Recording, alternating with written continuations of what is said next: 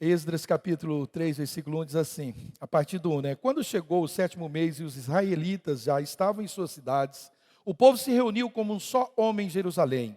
Então, Jesuá, filho de Josadaque, seus colegas, os sacerdotes, e Zorobabel, filho de Seatiel, e os seus companheiros começaram a construir o altar de Deus, do Deus de Israel, para nele sacrificarem holocaustos conforme o que está escrito na lei de Moisés, homem de Deus. Apesar do receio que tinham dos povos ao redor, construíram o altar sobre a base e nele sacrificaram holocaustos ao Senhor, tanto os sacrifícios da manhã como da tarde. Então, de acordo com o que está escrito, celebraram a festa das cabanas com o número determinado de holocaustos prescritos para cada dia. Depois disso, apresentaram os holocaustos regulares, o sacrifício da lua nova, o sacrifício requeridos para todas as festas sagradas determinadas pelo Senhor, bem como as que foram trazidas como ofertas voluntárias ao Senhor.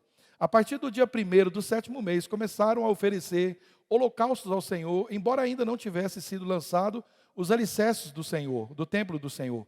Então, eles deram dinheiro aos pedreiros e aos carpinteiros, e deram comida, bebida, azeite ao povo de Sidom e de Tiro, para que, pelo mar, trouxesse do Líbano para Jope, toras de cedro que tinha sido autorizada por Ciro, rei da Pérsia.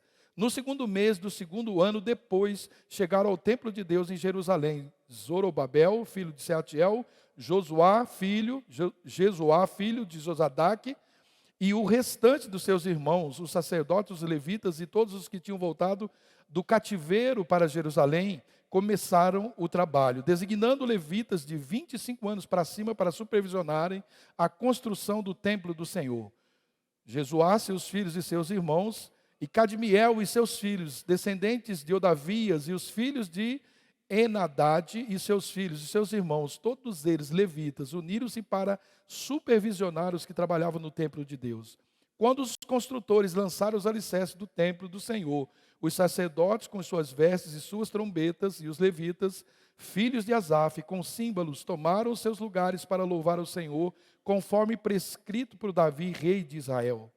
Com louvor e ações de graças, cantaram responsivamente ao Senhor. Ele é bom, seu amor a Israel dura para sempre. E todo o povo louvou ao Senhor em alta voz, pois haviam sido lançados os alicerces do templo do Senhor.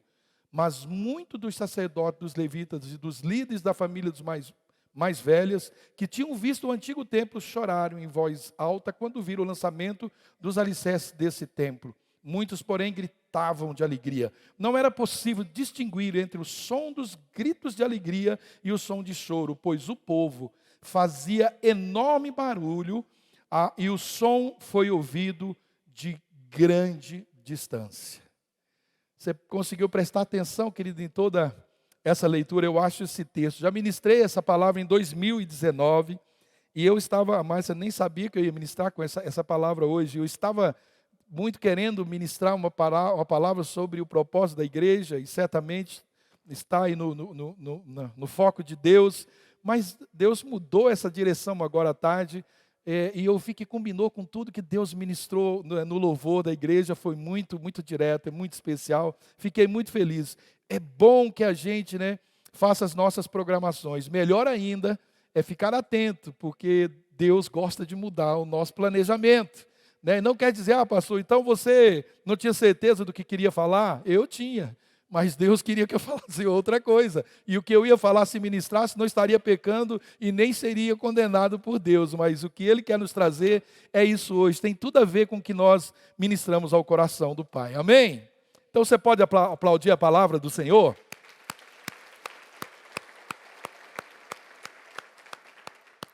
Sabe, querido, tem muitas vezes na história bíblica, que parece que Deus, em alguns fatos assim, Ele foi...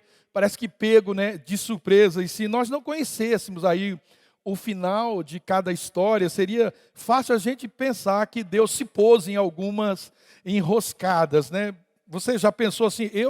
Às vezes eu pensei, falei, mas isso aqui Deus poderia fazer diferente, porque que Ele mesmo armou isso e Ele teve que se sair desse negócio, Mas isso não é verdade mesmo, querido. Deus nunca, Ele surpreende com nada. Deus sempre conheceu, Ele conhece o homem, Ele conheceu antes, Ele conhece agora, sempre Ele conheceu o coração de cada homem, de cada indivíduo que já existiu, que existe, que vai existir na face da terra, Deus conhece. E é isso, exatamente isso, que o faz dele, né, o nosso Deus, que faz dele Deus e nós meros seres humanos. Deus nada o surpreende, não há nada que ele não saiba, não tenha nada que você possa falar que ele já não saiba muito antes, né? Quando nós estudamos a Bíblia, querido, nós ficamos assim atentos a esses fatos proféticos, e é fácil a gente perceber que tudo, absolutamente tudo, está no controle de Deus. A gente tem umas coisas muito loucas, a gente vê a pandemia, nossa, parece que Deus perdeu o controle,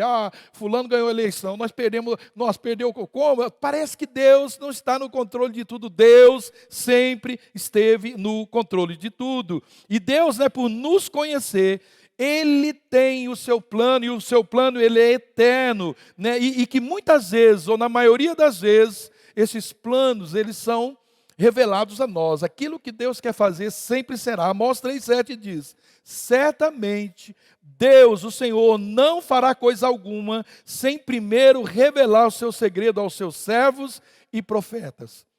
Nós vemos nesse texto já, e tudo que nós experimentamos são revelações de Deus para nós, daquilo que Deus já fez, né, aquilo que Deus já fez, que profetizou para um futuro que já aconteceu lá no passado, e estamos aí, o Apocalipse, nós estamos vendo as coisas acontecer, Deus nos trazendo. E eu creio que é por isso, né, que Deus manda, Deus, Ele não pede, Ele manda que a gente inculque, né, a palavra nos nossos filhos, na mente dos nossos filhos, e com certeza Ele quer fazer com que nossos filhos, né, conheçam as suas promessas. E quanto mais nós estudamos a Bíblia, nós conhecemos mais os planos maravilhosos de Deus para nós, os seus filhos, e assim, né, nos aproximarmos mais apaixonadamente dEle. Quanto mais nós vamos conhecendo de Deus, do que Deus tem para nós, das promessas de Deus para nós, já que elas são promessas de bem e não de mal, nós vamos nos apaixonando mais por Ele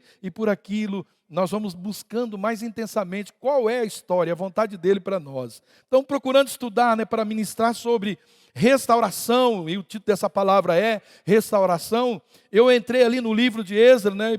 Esdras era um escriba, né, um estudioso ali da lei, que vivia, né, que viveu há 458 anos antes de Cristo, e foi naquele tempo da restauração de Israel, né, 70 anos ali no exílio, sob o domínio de Nabucodonosor. Foi nesse tempo que ele viveu. E essa história, querido, ela é fantástica. Ela nos mostra, essa que nós lemos, exatamente como deve ser a restauração na nossa vida, a nossa restauração como pessoa. Qual é a sua dinâmica?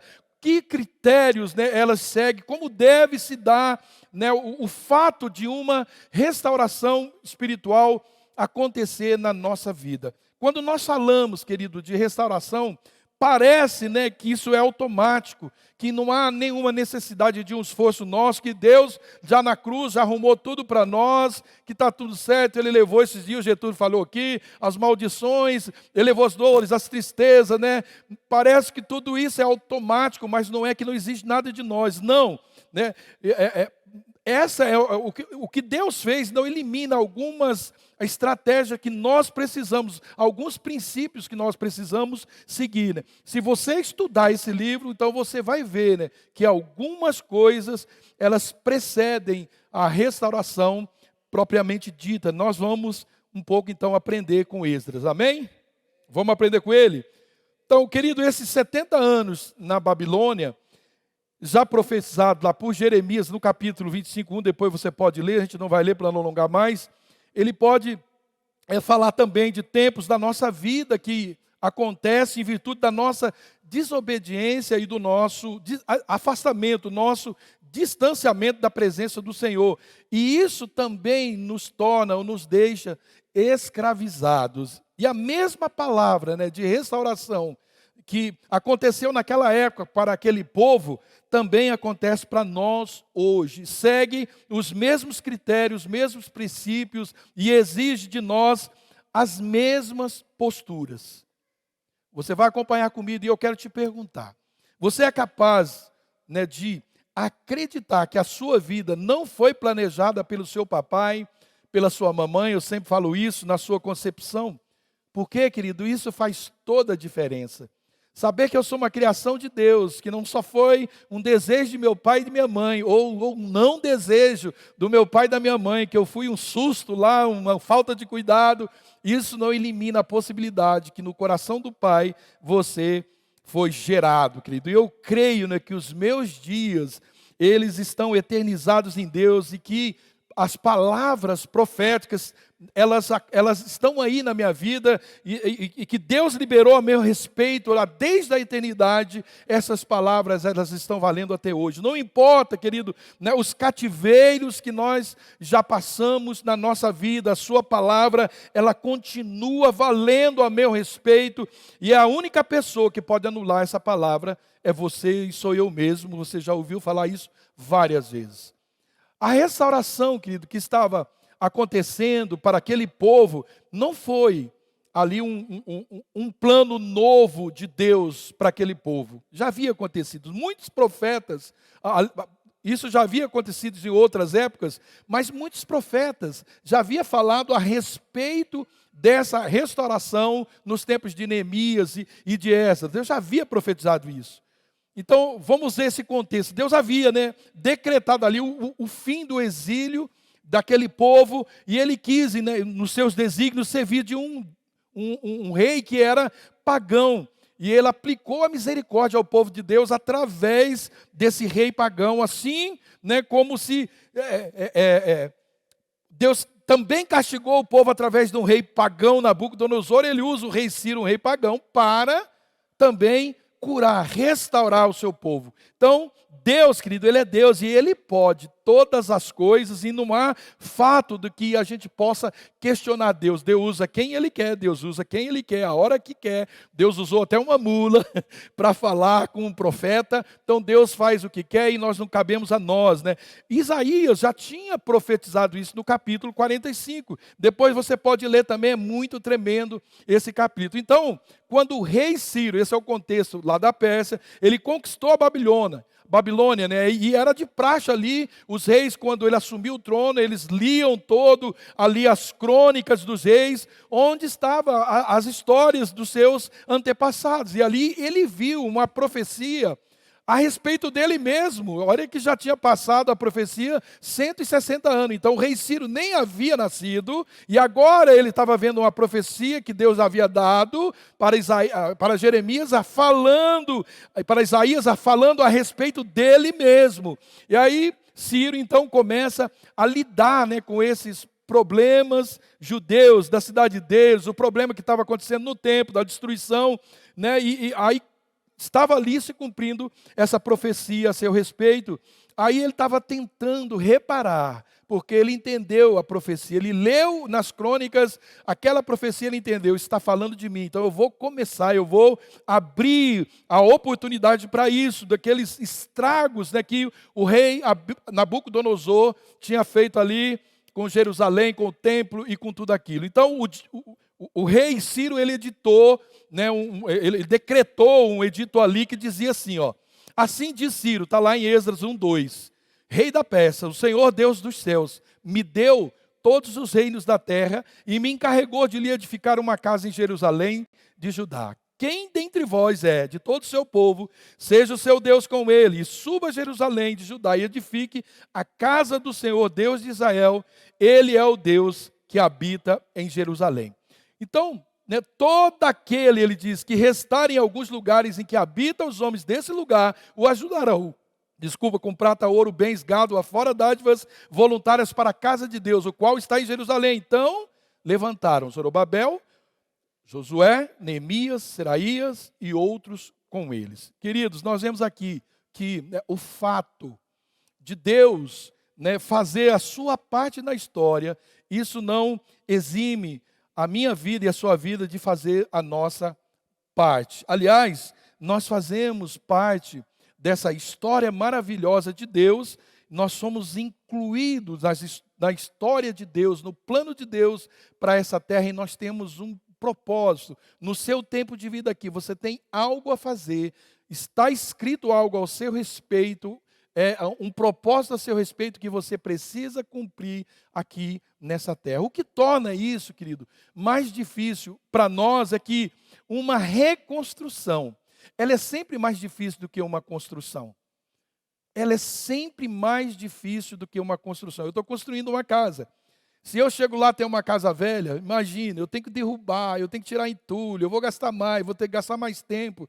Agora, construir não é fácil, mas é muito mais fácil do que reconstruir. Enquanto na construção, a gente ali começa do nada. Na reconstrução, nós temos que remover escombros antes, né, daquele início. E às vezes, a gente precisa até implodir o prédio todo.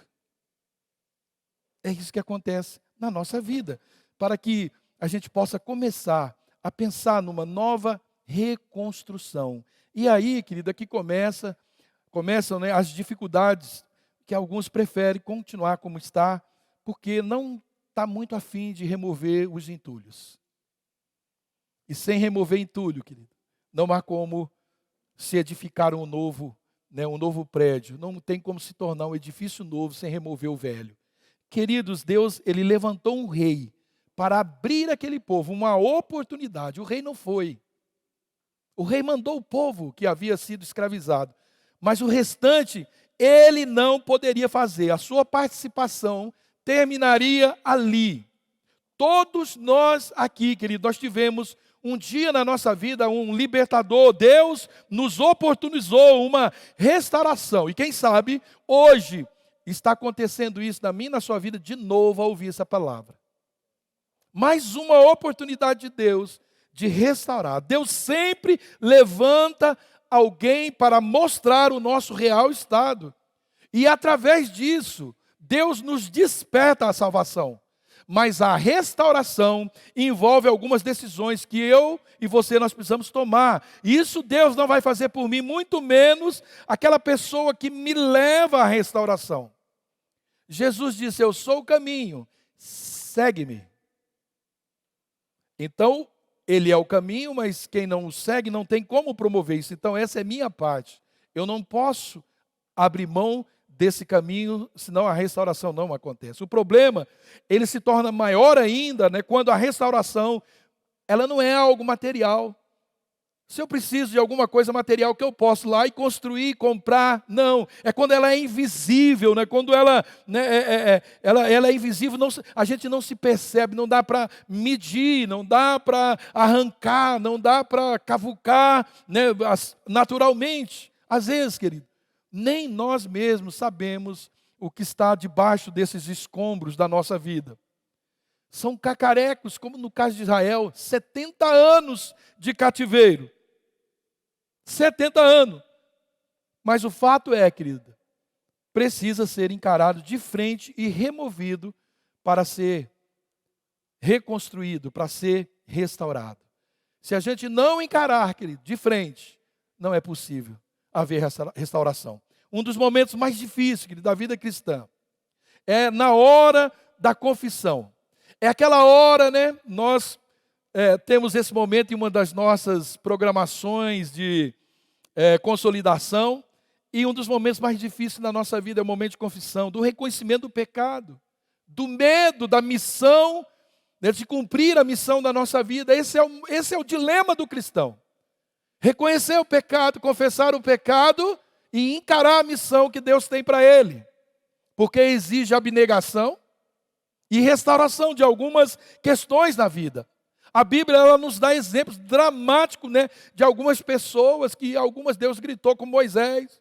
Moisés, não fui eu que fiz a tua boca. Jó, também como fez com Jeremias. Elias, que caiu na caverna. Elias que está fazendo essa caverna. O próprio Senhor Jesus, querido, como homem, pai, na hora de encarar o desafio, se for possível, passa de mim esse cálice.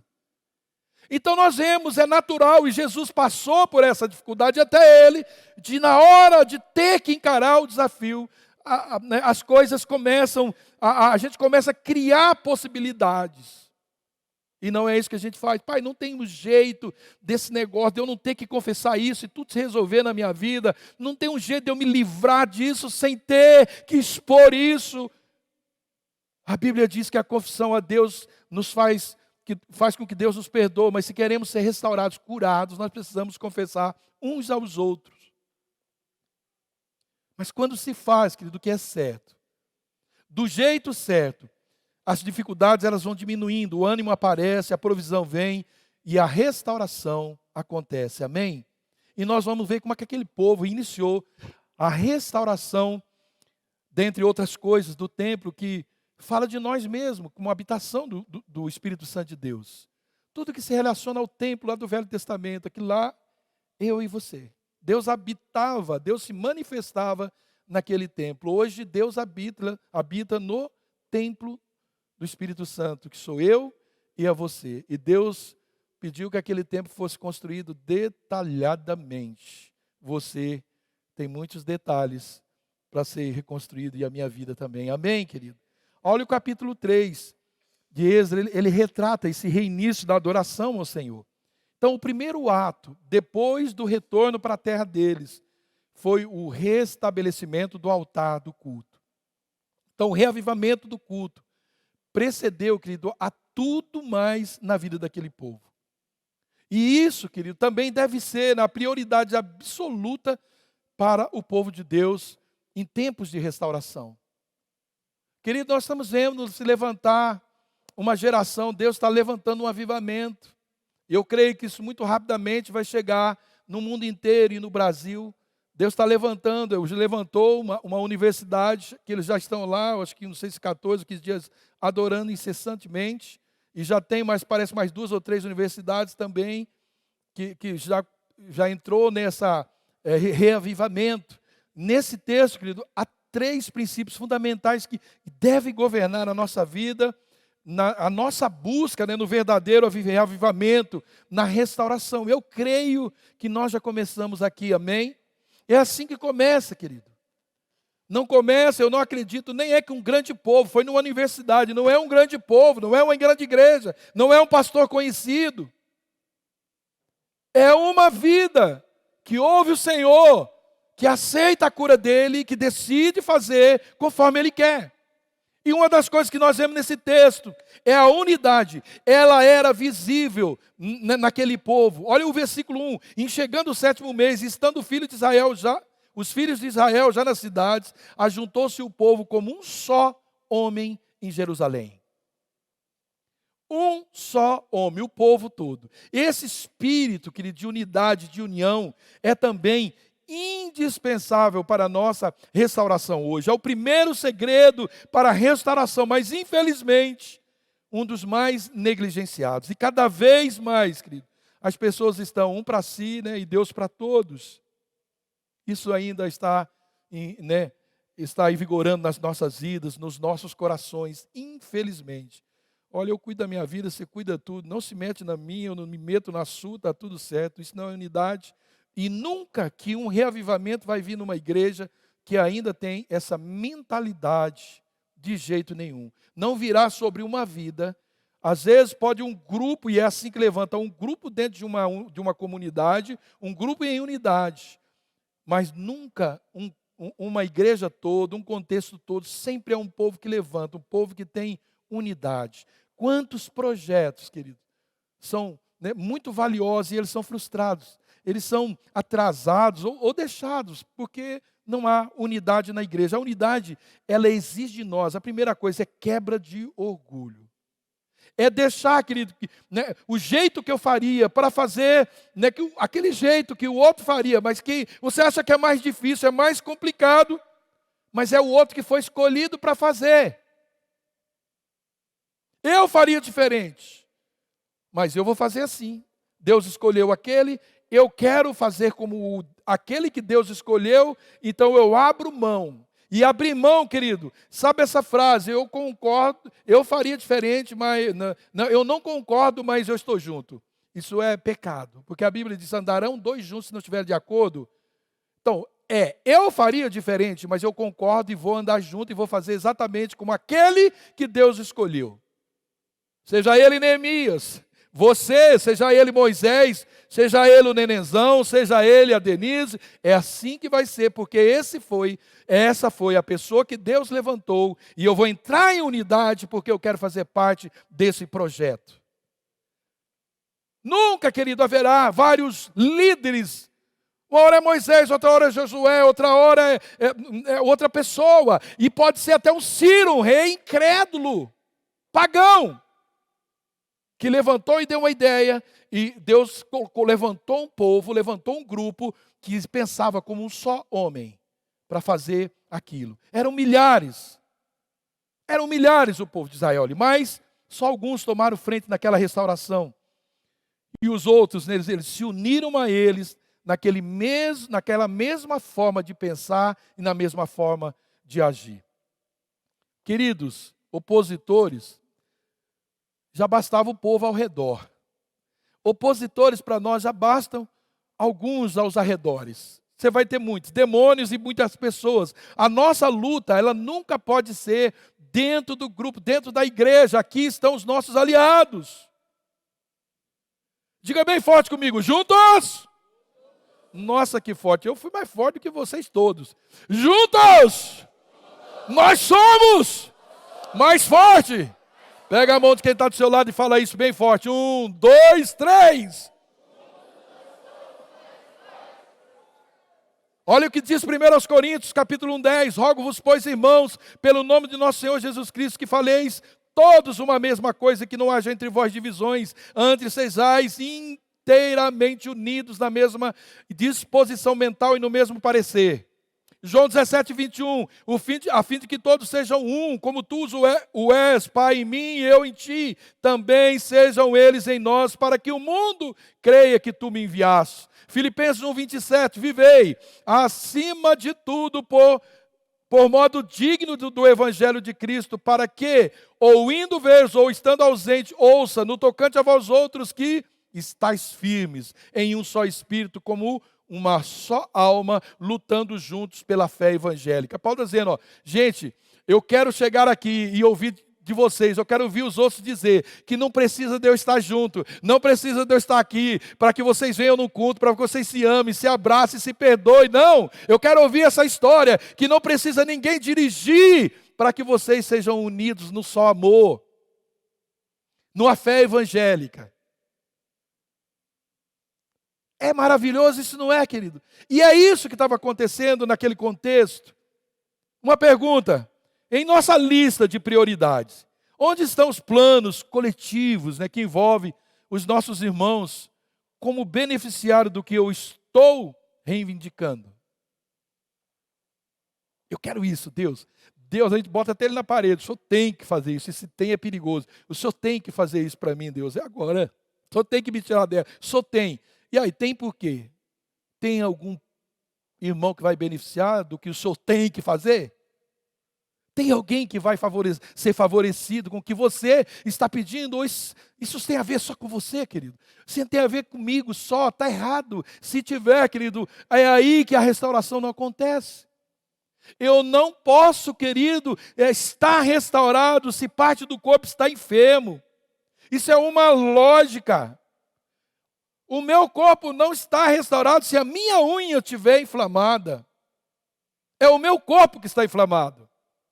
Não é, Kelly, médico. É o corpo. Nós temos que pensar, querido. Sabe como? Meu irmão, eu vou. Mas eu não vou deixar você. Eu vou. Mas você não vai ficar para trás.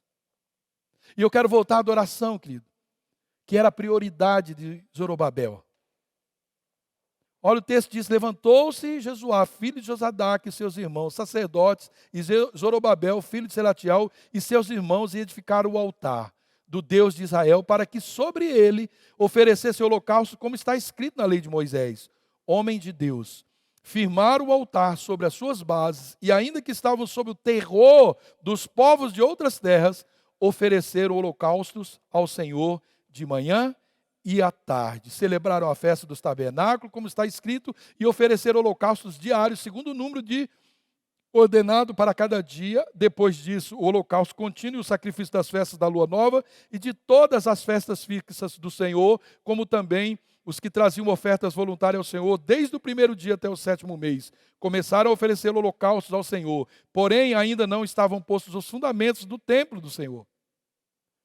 Querido, o que nós vemos aqui? Não espere ser totalmente restaurado para oferecer sacrifício, para adorar, para ofertar ao Senhor.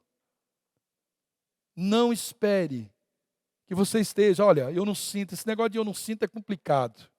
Eu não sinto agora, eu não sinto depois, né? Não, querido, a gente não sente mesmo, a gente não sente. A gente decide. Sabe, por Jesus, não é pensar, não chegou a minha hora de aceitar Jesus. Ei, já passou da hora. Tua hora de aceitar Jesus é quando você nasceu. Como não dá, a gente não sabe falar, então Deus permitiu que a gente atrasasse mais um pouco. Mas entendeu acerca do pecado, já passou da hora, querido. Não preciso sentir nada, porque é uma decisão, é como perdoar. Eu preciso sentir que eu tenho que perdoar, só vou perdoar quando eu sentir. Não vai perdoar nunca. Ninguém quer se perdoar, ninguém quer se reconsiderar. Não, querido. Zorobabel, ele fez o certo. Então, antes de lançar os fundamentos do templo, né, é preciso levantar o altar do Senhor. Às vezes, querido, nós damos mais ênfase ao dizer às pessoas que elas são salvas para trabalhar. A verdade, é verdade, né? Sim, que todos nós precisamos exercer um ministério, o serviço a Deus. Mas isso não pode ser a nossa prioridade. Não pode ser. Certamente você fará isso. É preciso a gente lembrar que antes de servir, o Pai não diz que procura servo, que procura trabalhador, ele diz que procura adoradores que o adorem em espírito e em verdade. Isso está em primeiro lugar. Não se pode colocar a obra do Senhor antes do Senhor. Mas é impossível que alguém que coloque o Senhor antes da sua obra não faça a sua obra. É impossível. Porque isso também é uma expressão de adoração. Então, a exemplo dos levitas no Antigo Testamento, nós também somos chamados para exercer um sacerdócio. A nossa primeira responsabilidade no ministério é adorar, é a adoração ao Senhor. 1 Pedro 2,5 diz também, vós mesmos, como pedras que vivem, sois edificado casa espiritual para seres sacerdócio santo, a fim de oferecer sacrifícios espirituais agradáveis a Deus por intermédio de Jesus Cristo. Quando nós louvamos, querido, a Deus, nós extravasamos de alegria pela lembrança daquilo que o Senhor Jesus fez por nós.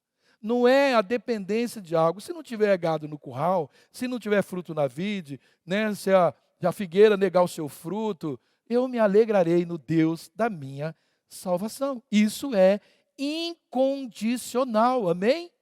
O versículo de 11 a 13 diz assim, né, que eles fizeram isso, cantavam alternadamente, louvando e rendendo graças ao Senhor. Eles diziam, Ele é bom e o seu amor dura para sempre sobre Israel. Mas olha aqui, queridos, esse povo estava há 70 anos cativo, escravos ali no cativeiro, porque Deus havia entregado, o próprio Deus havia entregado esse povo a Nabucodonosor por causa da desobediência. Aí eu fico imaginando como poderia esse povo ver de verdade a bondade de Deus e esse amor que dura para sempre. A gente tropeça, quebra unha. Deus, onde o Senhor estava que não viu me avisou desse negócio? O povo está há 70 anos no cativeiro e Ciro dá a oportunidade para esse povo reconstruir sua vida, e a primeira coisa que eles fazem é cantar, Deus é bom.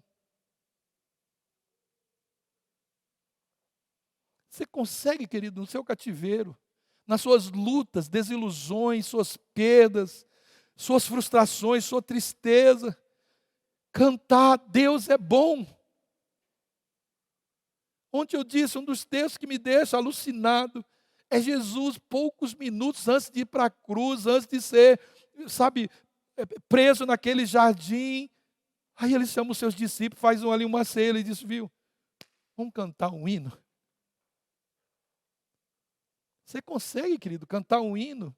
Você conseguiria cantar um hino sabendo que poucas horas depois você vai ter pendurado por várias horas numa cruz, sem ter feito nada?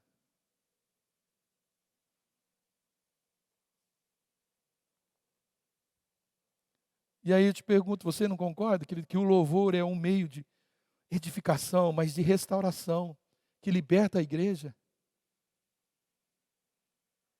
liberta. O louvor liberta. Quando nós reconhecemos que Deus é perfeito, que eu sou imperfeito, que Ele é justo, que eu sou injusto, que Ele é santo, que eu sou pecador, né? Eu sou imerecedor de qualquer coisa. Então não me resta outra coisa, querido, senão adorá-lo. E é isso que liberta o meu ser. É isso que restaura a minha vida. E é isso que restaura a minha comunhão com Ele e a minha comunhão com os irmãos.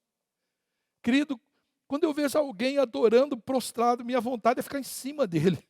Em cima dessa pessoa, para ver se transfere aquela. Né? Sabe quando você está no ambiente, a pessoa está sentindo aquela unção e você, mas cadê isso? Você está com algumas perebas no corpo, né? Você quer sentir aqui no centro, dá vontade de voar na pessoa.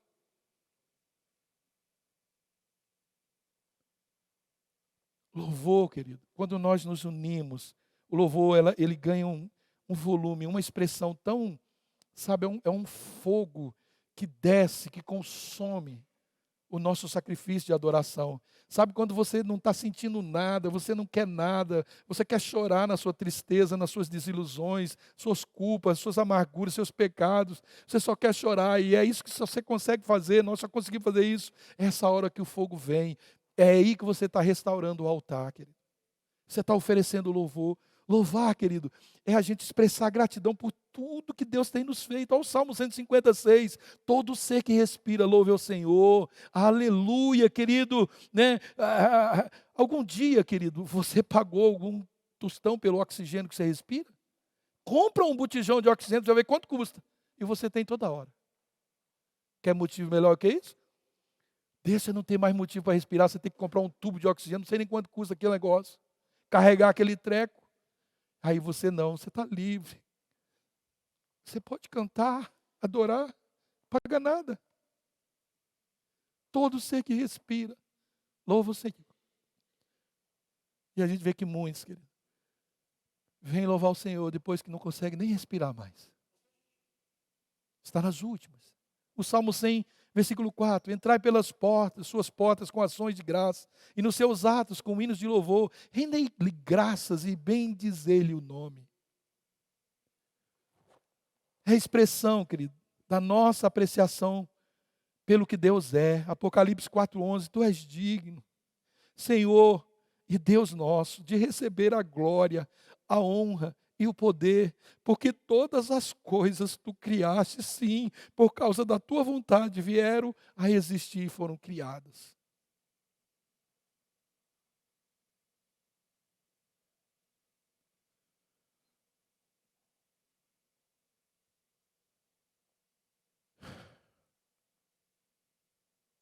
Feche teus olhos, querido. Tu és digno, Senhor.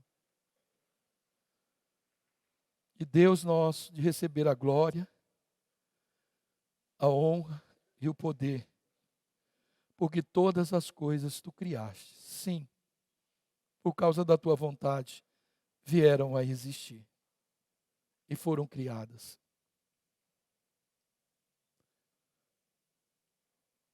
Sabe, querido, o sacrifício, ele é um ato de entrega. Sacrificar quer dizer entregar. O que é que nós estamos entregando, cedendo, sacrificando quando nós adoramos a Deus? Você poderia perguntar ao Senhor, o que é, Senhor, que você quer que eu deposite hoje no altar, no seu altar? Qual é, o que está na minha vida que está destruído, que eu preciso hoje me livrar disso? O próprio Salmo responde, 51, 16, 17. Pois não te comprases em sacrifício, do contrário, eu te daria, e não te agradas de holocausto. Sacrifícios agradáveis a Deus são o espírito quebrantado, um coração compungido e contrito. Não desprezarás, ó Deus. Provérbios 23, 26 diz, dá-me, filho meu, o teu coração, e os teus olhos se agradem dos meus caminhos. Restauração, querido, envolve em primeiro lugar entrega de coração e conversão de corações e não de serviço. Entrega de coração, conversão de coração. Não há nada que seja manual, mecânico, que seja assim, mais atraente para Deus do que um coração quebrantado. Deus não precisa da sua mão, mas Ele precisa da sua mão, mas antes Ele quer o seu coração. Esse sacrifício, querido, que eles ofereciam era um ato de fidelidade. Aquele sacrifício do antigo altar,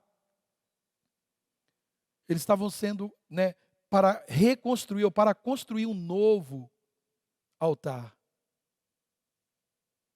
Não importa, querido, o quanto isso vai doer, não importa o quanto isso vai te custar. É assim, eu decidi restaurar o altar de Deus na minha vida. Não importa, é você dizer assim. Então nós podemos se imaginar depois de 70 anos debaixo de opressão, escravidão. Como é que estava a mente daquele povo? Sendo humilhado ali por Nabucodonosor. Era algo terrível, querido, mas agora, a despeito de toda oposição, nada iria impedir, por causa da unidade do louvor, aquele povo de servir a Deus. Nada. Essa deve ser a nossa disposição. Aquele povo, querido, eles aprenderam uma lição por não obedecer ao Senhor, sem deixar de reconhecer a sua bondade. Eles foram leais ao Senhor. Sabe, é tipo, eu mereço isso. Deus não deixa de ser bondoso, querido, por causa das bênçãos que nós mesmos o impedimos de nos dar. Ele continua sendo bom. Ele continua sendo bom. Ele continua sendo Deus. Ele continua sendo bom. Ele continua sendo Deus. Eles compreenderam isso, que Deus é Deus. E que eles eram os errantes, os culpados. E quando tiveram a oportunidade, eles não vacilaram. Não vacilaram. E eu creio que Deus nos está nos dando uma oportunidade hoje, amém? Eles se uniram. Eles louvaram o Senhor. E eles sacrificaram o Senhor. Será que nós estamos dispostos a viver esse evangelho? Sabe o que é ruim, querido? É que quando Deus nos dá mais uma chance e nós não aproveitamos. Isso é muito ruim. E aí, ao invés de aproveitar uma oportunidade, nós reclamamos, murmuramos contra Deus, ao invés de adorar, sacrificar. E eu vou terminar, olha o que diz o versículo 3 e 4. Apesar de estarem com medo de que os vizinhos não israelitas pudessem fazer, começaram mesmo assim a erguer o altar sobre os alicerces e apresentar ofertas queimadas de manhã e à tarde. Também celebraram a festa das cabanas conforme prescrito e apresentaram ofertas queimadas determinadas para cada dia. Sabe, querido, quanto ao seu passado, o que é que tem te impedido de servir ao Senhor? De ousar mais, de romper com as tradições, de romper com as desilusões, frustrações, de romper com as humilhações. O que impede você e me impede de ser totalmente leal e sacrificar mais ao Senhor com fidelidade, servindo a Ele com lealdade? Aquele povo, queridos, eles tinham um passado terrível. Eles podiam ficar lamentando, mas eles preferiram olhar para o futuro. E decidiram ali romper para que a restauração viesse. 70 anos, querido, é uma geração. Uma geração. A maioria ali nem sequer conhecia o templo antigo, a não ser pelas histórias que lhes contavam. Não conheciam. Sabe de uma coisa, querido? Tem muita gente ao seu redor que eles estão torcendo para que você não dê certo, para que você não consiga manter a sua vida de adoração, de sacrifício e de serviço ao Senhor, de lealdade ao Senhor. Mas você prestou atenção no que diz o versículo 3? Apesar de estarem com medo dos que os vizinhos não israelitas puderam fazer, eles não deixaram de fazer o que tinha que fazer. Você está sendo pressionado? Há pessoas nos seus ouvidos falando mal, tentando denegrir igreja, seus líderes, pessoas, ministérios. Cerra os seus ouvidos, querido. Porque isso aí é uma maldição para a sua vida e para quem fala. Não faça isso e não ouça isso. porque através disso vem a maldição e a restauração não entra na vida. Reconstrua, permita que o Espírito Santo restaure, né, o templo, porque o Senhor está vindo, o Senhor está vindo.